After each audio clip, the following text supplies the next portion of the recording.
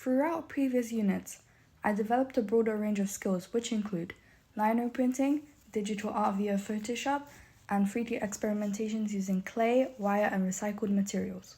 Exploring these diverse mediums allowed me to proceed further without limiting myself with things I already use on a regular basis, what then provides me with a more creative perspective on my project's potential. This process taught me to trust my intuition and let ideas evolve naturally before giving up on them, before it's even made.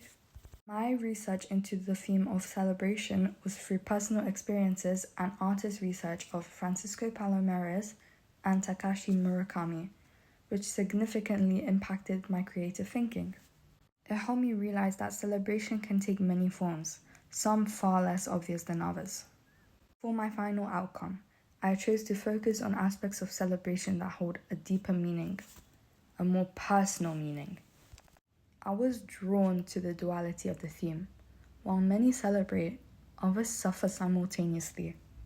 For instance, while alcohol is an absolute must in terms of global celebration, the World Health Organization estimates it causes 2.6 million deaths annually, including roughly 700,000 from injuries.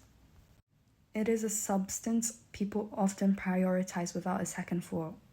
Although the theme initially felt quite underwhelming, I eventually discovered subjects more linked with my own personal experiences within it. These personal connections often highlight the flaws in how we celebrate, reflecting memories marked by conflict and emotion. Since the start of the project, I leaned more towards a 2D approach, significantly using acrylic paints or oil pastels because I feel more drawn to them, in the sense of them being bright, vibrant, which express bold energy, and spontaneity, which come along during parties and celebrations. You can never predict what will happen next. My project explores the juxtaposition of sorrow within celebrations, but challenges the modern social expectation that these events must be purely joyful. In today's society, there is a pressure to maintain a facade of fun and games, which often forces individuals to mask their internal struggles to preserve a more positive mood. My piece will depict a quiet aftermath of a house party, scattered beer cans which symbolizes both celebration and darkest cycles of addiction and coping, beside a speaker what continues to play music to an empty, messy room. Through this, I aim to highlight the contradiction of celebration and the subtle feeling of profound isolation, while in a fun setting. For many, celebrations can serve as a temporary distraction from intense internal battles and personal hardships. These are the people who often manage to separate their private pain from their public presentation, yet the weight of navigating future challenges remains a constant nagging in the mind. This work reinforces the reality that beneath a mask of serenity, many may be struggling in ways that are not immediately visible to the eye. To convey this tension, my final piece will contain a mix of acrylic paints and oil pastel cutouts.